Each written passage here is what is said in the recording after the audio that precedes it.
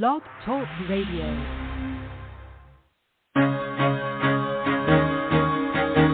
Carol the Coach. Sex, love, and relationships. We talk about it here. Carol the Coach.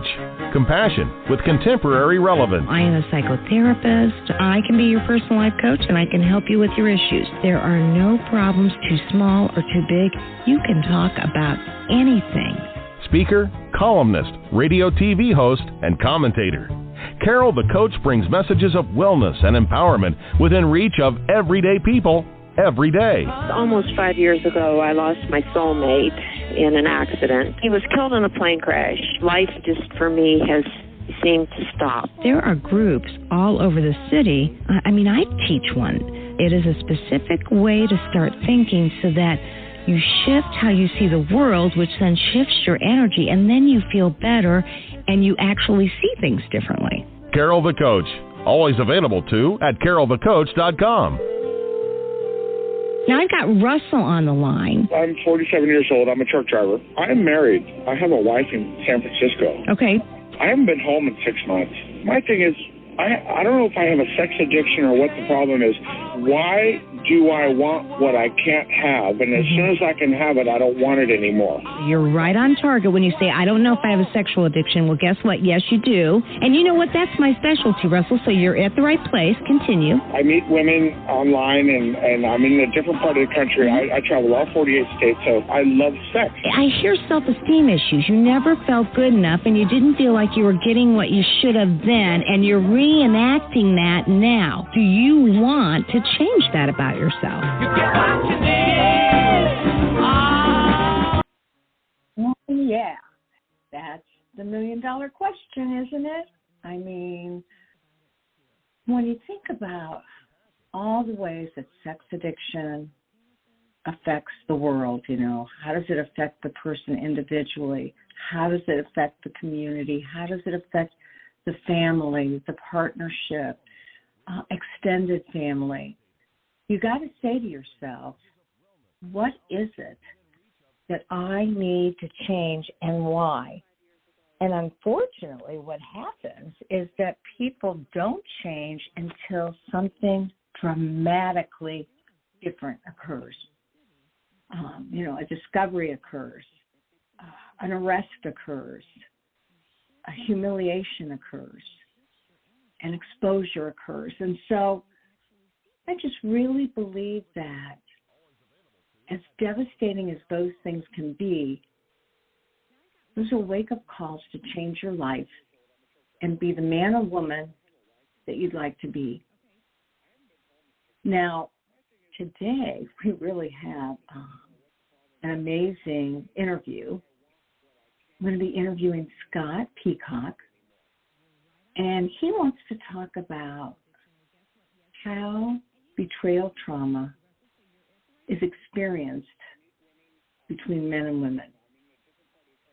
Scott will discuss what he's observed about men who experience betrayal trauma in his private therapy practice.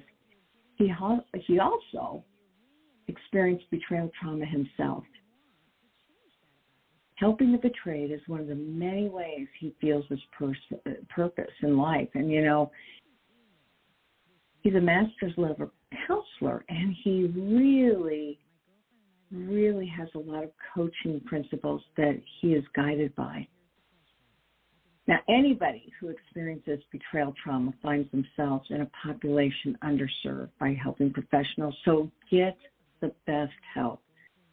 I'm going to be talking to you about some really good help coming up.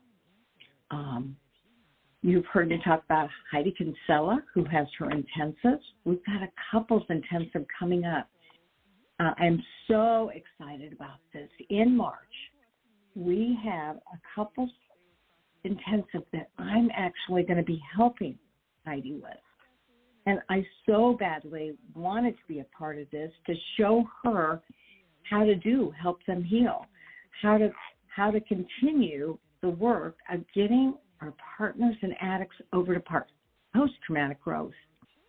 And that starts on Thursday, March 23rd, and it runs until March 27th. It's out in Washington. It is face-to-face.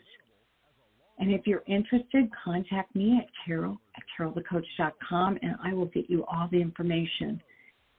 It is to help your coupleship heal, to show you the 3 phases of partner betrayal, and again, to begin to work on some exercises no matter what stage your relationship is, to begin to do the important work in all 3 phases and get a taste of what that's like so that you don't stay stuck in a phase. I don't want you staying stuck in safety and stabilization. I don't want you fearing to do the grief, mourning, and anger work. And I definitely want you to practice some post-traumatic growth as a couple and each one of you individually, right? And so think about that. Think about that workshop. Give me a email at carolthecoach.com, and I will be happy to send you all of Heidi's information. If you can't make it this time, at least take a look at her incredible retreat center. She does partner workshops and intensives. She does couples, and she even has this boot camp for sex addicts. I mean, this woman has made it her life. The other exciting thing that we have going on is an IRCM training. If you're a counselor or a coach and you want to learn how to make a difference in the lives of couples, then you got to come hang out with me. And that is in April 21st through the 24th. And it's a 4-day training. You know what? I've been saying the wrong date the whole time. I take that back. April 18th through the 21st. And I'm going to be teaching counselors and coaches how to make a difference in the lives of partners and addicts, how to create a safe environment for couples. I am so excited about this. I've trained over 100 people. I'm now going to be providing this for ITAP, the organization that certifies sex addict therapists. And if you would like your counselor or coach training, speak up. Say, I want IRCM, the Early Recovery Couples Empathy Model, to get me through or to get us through safety and stabilization, grief, mourning, anger, and loss work, and then over there to post-traumatic growth. This 4-day training changes the lives of professionals and clients both. So again, that is April 18th to the 21st. Go to my website, www.sexhelpwithcarolthecoach. And then, if you want a really affordable conference, I'm going to be doing a keynote for Restoring Hearts. And this is going to be an amazing experience. Actually, is going to be in March, and it's going to be while I'm in Washington. That's why I get to do this, and it's on March 25th. Go to restoringhearts.com and, make it your own, would you? We really want you to get your needs met, get inspired, have the faith, work diligently on yourself, whether you're a male partner, a female partner, whether you're a couple, whether you're divorced, whether you're separated, it matters not. We just want you to get healthy. And I can't say enough about having to do the right intervention to get you there.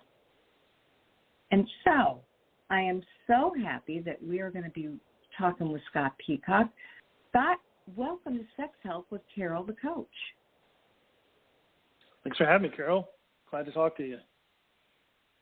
Yeah, well, you and I have talked before, and I know that you are a real inspiration in our community, and especially to male partners. And so I wanted you to come on the show because I knew that you had a lot of information to offer, and you could be so valuable to male partners who, let's face it, Scott, they don't have enough resources available. And you're one of the resources out there trying to get to them. So if you would, tell us a little bit about why you ventured in to this niche, if you will, and why you work with partner betrayal.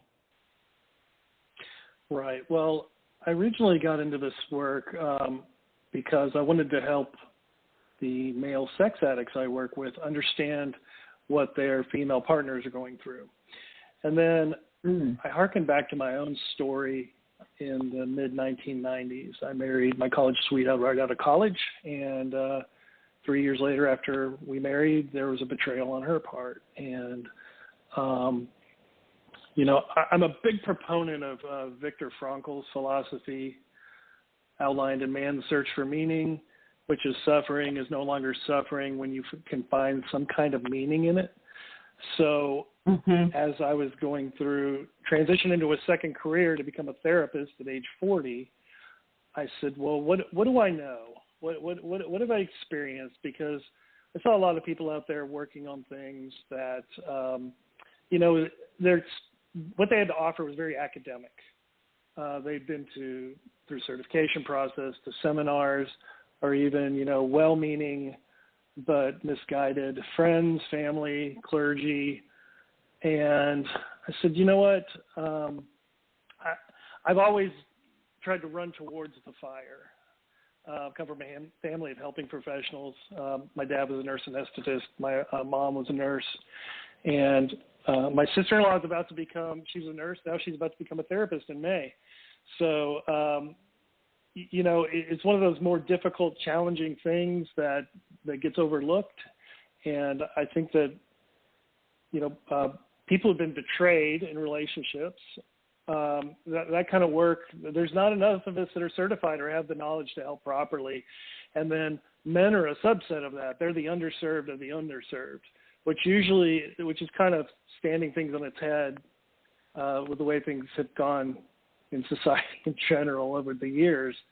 So in that sense, it's something I experienced, I've transcended, and I just really feel a lot of healing, and I feel God's pleasure when I help people that have been through something I've been through. Oh, I love that. And, you really do have a heart for male partners. You know what they've been through. And I know you, like I, don't think that there are enough resources available. Can you tell me, do you have any idea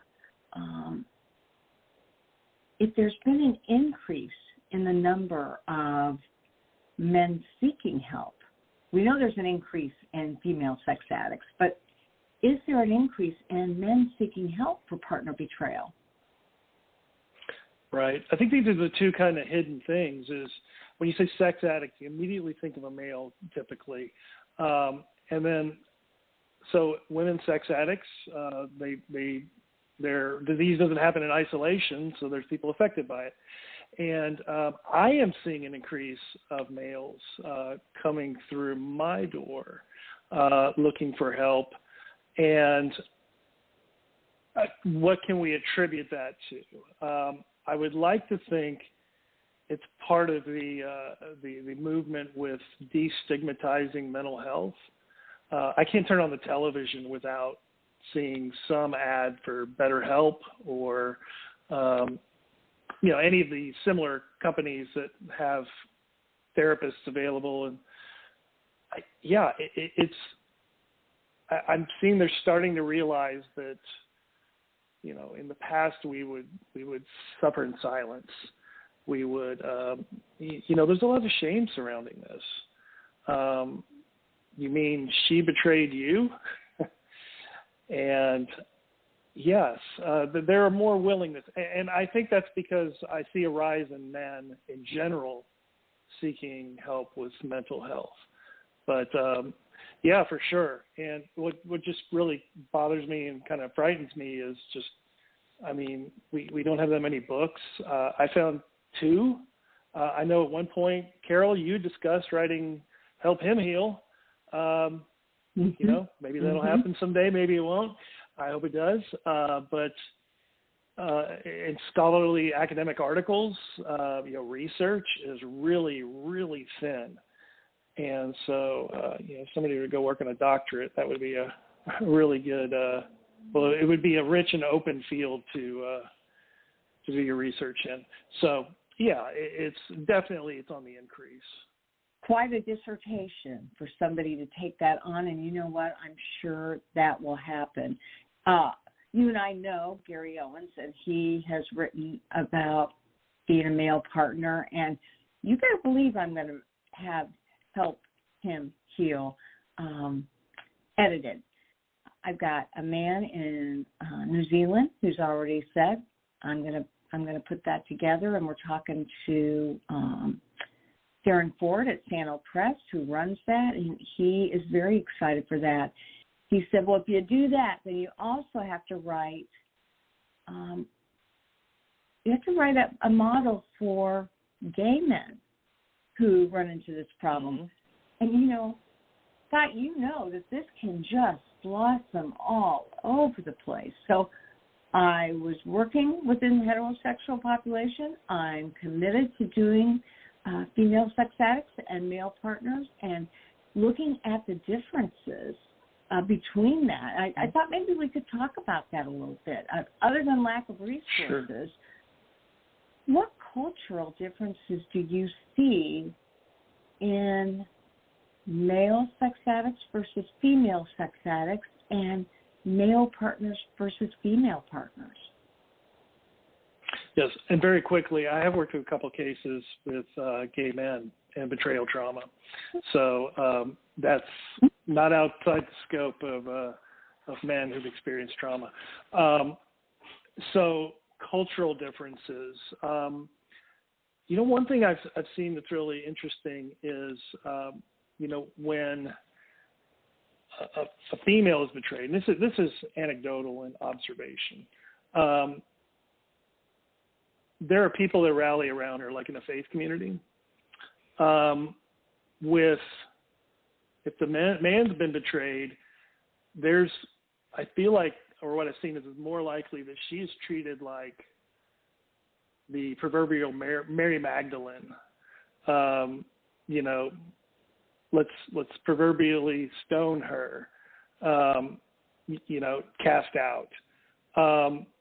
With the males then being betrayed, there's just such a lack of knowledge there of what they need. And so I think that's a problem on both sides of the equation, is that I think the women get it harder on them. With males, I think there's sometimes some path to redemption. And a lot of the couples I've worked with, the wife is willing to forgive. I see that men many times are ready to just, I wipe my hands of you, we're done. The ego cannot withstand that. There's more empathy and grace when the female has been, and I know this is not every case, but maybe it's just the people coming to my office, but I do see them willing to go through, and it's a very, very big mountain to climb to get to where, there can be redemption from this. I see men many times are quicker to, it's like at the extremes. They're quick to throw away, or they're desperate to have some sort of reconciliation work done to try to save the marriage. Middle ground, I don't see as much with the men who've been betrayed. What do you think? My experience, and this is anecdotal too, but with almost every man that I've met, they don't talk about the need for safety as women do. They talk about wanting to jump into that second phase that you and I know, Scott, so well, and that is there are 3 phases to partner betrayal. The first is that the partner feels safe and gets stabilized and get back on his or her feet. The second phase is that anger, grief, mourning, and loss phase. And so many men that I have worked with are really stuck in the anger. And so they stay stuck in the anger because anger is an easier emotion to have been socialized with. And then the other thing they do is that they really want to protect the addict, the female addict. I think that's inherent in them to want to protect. And then I also think that they don't necessarily want to expose either one of themselves to the cultural mores, values, and maybe even judgment that could occur if he talked about partner betrayal or if he outed his sex addict who's a female. And so those are really the major differences I've seen. And, of course, the anger and bitterness that there are not enough resources. I mean, when men find post-traumatic growth as a male partner, they are very defined in what they need and want from the partner. They're usually together. They've got incredible boundaries, and they keep their guard in a place that is not, it's not up above their head, but it's also not gone. That guard is probably knee-high so that they can shift it if they need to, if she can't get or maintain the help to deal with sex addiction. Because you and I both know in working with sex addicts that, wow, if you don't do the work of recovery long-term, the addiction is going to grab you again. What do you think? Right.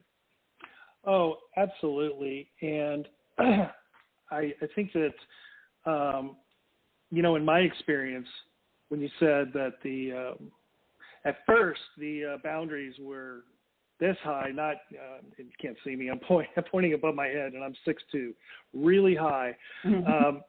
But then they lowered when there was some regret on the betraying partner's part. And I'm so terribly sorry. I've made a horrible mistake. A phone call came at Christmas after a prayer at the altar of having communion. And is this some divine message here? And so, yes, the guard got lowered down to about the knees. Like I said, at first it was very high. I went home immediately and changed the locks on the house. But yes, I agree with you. And as with any betrayal, we begin to wonder what was wrong with us. How did I fail as a husband? What was my part? And I know that female partners go through some of the same things. So it's more about what I didn't do versus I know women who've been betrayed, they may think about their bodies, their appearance, or did I not do enough sexual gymnastics to keep his attention? And so I think with men, it's more about doing rather than being. It's like, what can I do now? And then even there's some, I know I could convince her. I know if she would just listen. And so, but when that the little crack there comes back and, I've made a terrible mistake, that is, I think, something that really contributes. It's one thing that can contribute to the guard, the boundaries being down. And that's a very vulnerable place to be in. In my situation, we had therapy for 3 more months. And then, I'm sorry, we're done, she said. And it was about her safety needs financially. So, and that was an even deeper wound that I'd been used and then fool me once, shame on me, fool me once, shame on you, fool me twice, shame on me. So, I agree with that statement about the boundaries. Talking a huge game and then they can be lowered. Mm-hmm. Absolutely. So what do you think leads men stay and not just divorce their spouse, and especially when that betrayal runs so deep? Right. Some I see it's faith. I hear a lot, God hates divorce. There's also children. So if the female part or the female addict is, really very ill with their acting out, and custody may go to him, and so then he's put in that similar position that a woman would feel, which is, what am I going to do? I've got these kids, and I'm going to have primary custody, or they may seek primary custody as part of, I don't know if you could call it revenge or to force empathy on her. I want you to feel the pain I feel. So, I think there's a number of reasons, but the one I see a lot, and I'm not. So I trained at a seminary for my master's degree in counseling, and I see people of every faith, and I meet everybody where they're at, or no faith at all. But I work with a lot of people who are in faith communities, and they really don't want to go against what they perceive as God's will in their life, despite the fact there is biblical warrant for divorce in their sacred text. So that's a big one, a really powerful one that I see a lot. Okay. Yeah, and it sounds like you're even more connected with the spiritual world, with, religiosity, with our faith communities.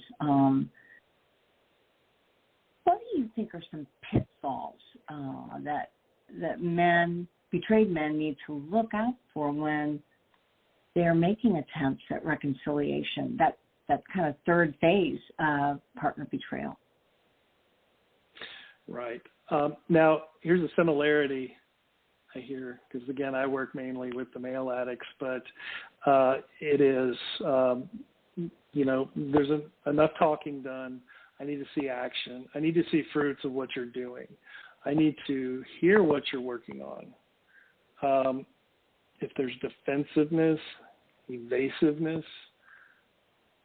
unwillingness to submit to tactics that will help him feel safe.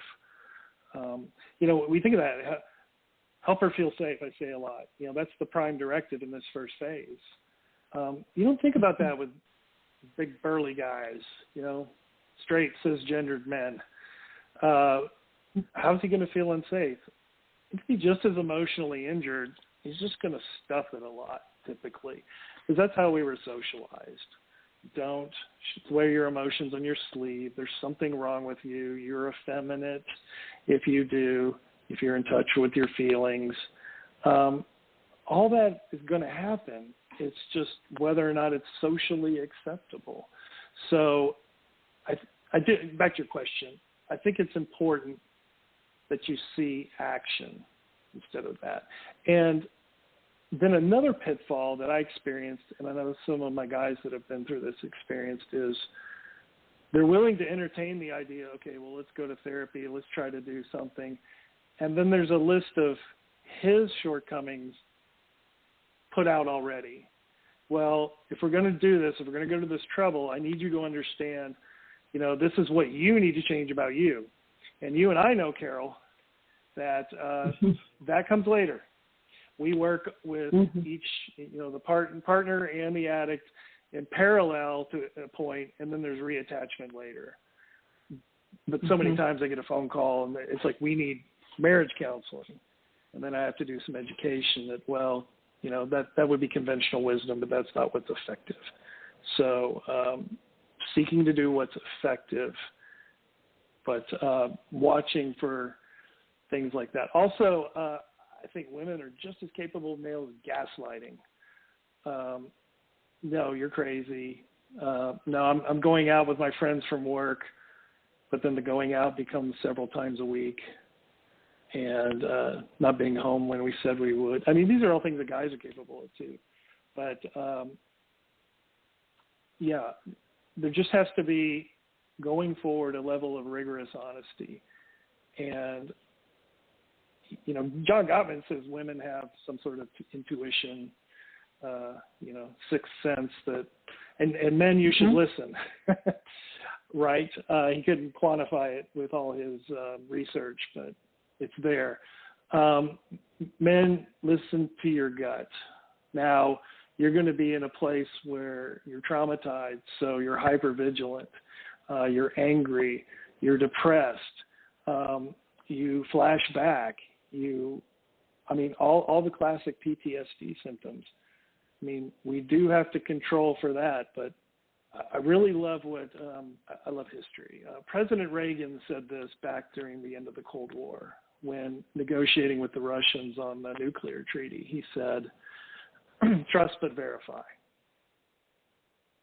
And I think that's something that the men who want this marriage to work, I think that's a really good safety technique, is trust but verify. Mm-hmm. And I need you to be willing to verify. And we teach that to the women who've been betrayed too. We tell the guys, look, your phone needs to be unlocked. It needs to not be able to put any apps on it. Anytime I'm feeling unsafe, I have the right to look at it. So, yes, trust but verify is definitely a technique. And I think framing it that way with my male clients, they can relate to that.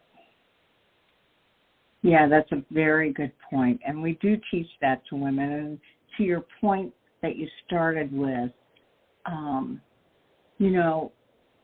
part of working through partner betrayal, whether it be male or female, is that the betrayer does the majority of the work.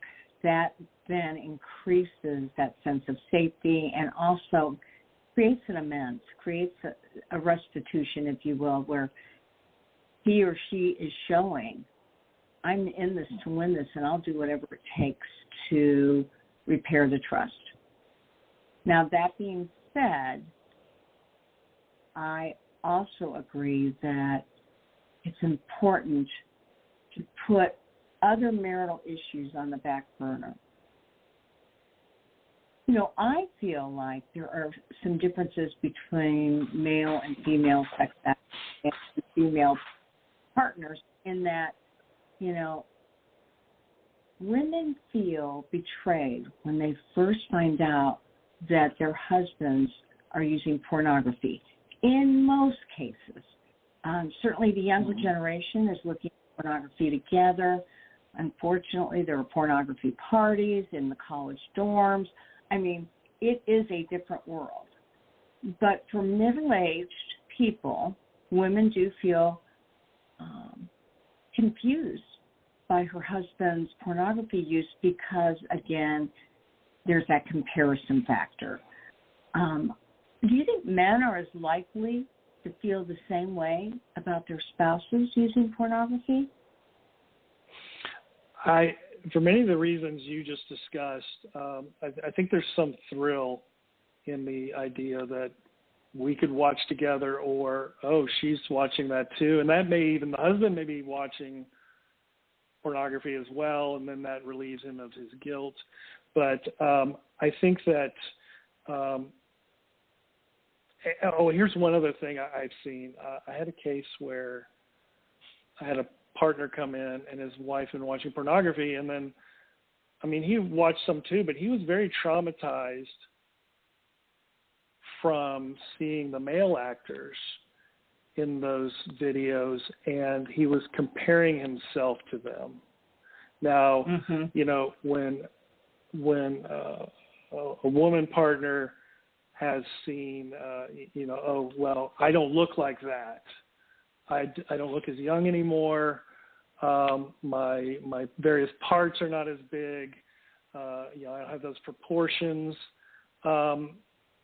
I have seen some cases too where the men see that, and that traumatizes them. They're like, I am not, created the same way, to put it lightly, as these individuals in the videos. And, I had to tell them, like, look, these people are outliers.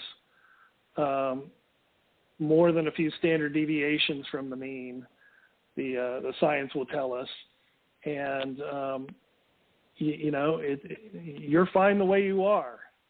And to help them understand and feel that way too. But there's so much value for a male put onto their sexual prowess, their ability to please their partner, it's like incumbent upon them.